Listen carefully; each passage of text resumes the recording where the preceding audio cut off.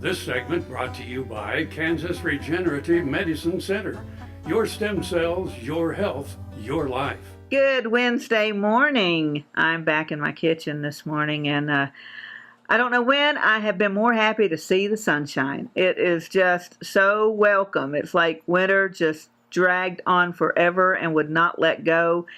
And maybe we're through it. Of course, there just doesn't seem to be much transition, does there? We just go from winter into summer, and we get that little bit of spring.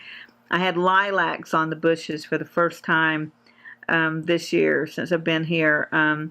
Before, either the frost got them or the grasshoppers actually were so bad last year. I really do commiserate with those folks with the grasshopper plagues, because our grasshoppers were so bad last year that they killed one of the lilac bushes, little varmints. Hey, just got Wagon Tracks in the mail. Can you see that there? And that beautiful cover by Craig Ridnour. And I actually rode down to, where was it? Oklahoma City, is that where he lives? Rode down with Joanne Van Coveren, who is the executive director, or the association manager, I guess is the appropriate name, of the Santa Fe Trail Association. Rode down and actually picked up that original work of art. So this is the official publication, comes out quarterly, of the Santa Fe Trail Association. And if your Wagon Tracks did not arrive in the mail, I'm sure it's because you are not a member of the Santa Fe Trail Association, and you need to take care of that. Because with the 200th anniversary coming up, there is so much happening all up and down the trail. And if you are located on the actual Santa Fe Trail, if you're one of those towns, or you're a landowner, or you've got some connection to the trail itself, let us know what you've got planned for that year. If you want some help planning stuff or knowing what's going on, contact me and we'll work on that. One of the things we want to stress, too, as we look toward the 200th anniversary, is how we're all connected to the trail somehow. So the trail evolved. For example, when the railroads came through, you had Hayes as a jumping off point for freight. You had later Sheridan, then Kit Carson, Colorado. So the trail evolves. But more importantly, all those towns north and south of the trail are connected to the trail by other trails, by freight lines that are carrying freight to and fro those stopping points. So just because you're not physically located on that road doesn't mean you don't have a connection.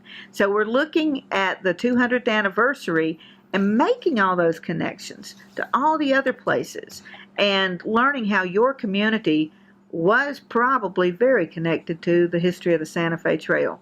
So many things going on. So look up the santafetrail.org and get involved. Hey, I love this. This was actually last month, or so can you see that? March, April of Midwest Living. And look at the inside back cover. Can you make that out? And it is about summiting Kansas. So this is a feature on Mount Sunflower, the highest point in Kansas, which is not too far from us here in Oakley, just straight west almost in Wallace County. And of course, Ed and Cindy, who own that property, are so generous in sharing it with folks. But I think the view from Mount Sunflower is pretty darned impressive, and you can sure see for miles and miles and miles. So I think that's pretty amazing. Hey, a couple of things I want to tell you about real quickly. The Fort Wallace Rodeo, 65th annual Fort Wallace Rodeo is coming up Memorial Weekend. So we'd love to see you out there for that. And then we have, again, I think I mentioned the Waukene State Veterans Cemetery. Dr. Jake and his guys do the ride through on Memorial Day. So let us know about your Memorial Day events. Share them on our Facebook page on Around Kansas, and we'll be happy to spread the word.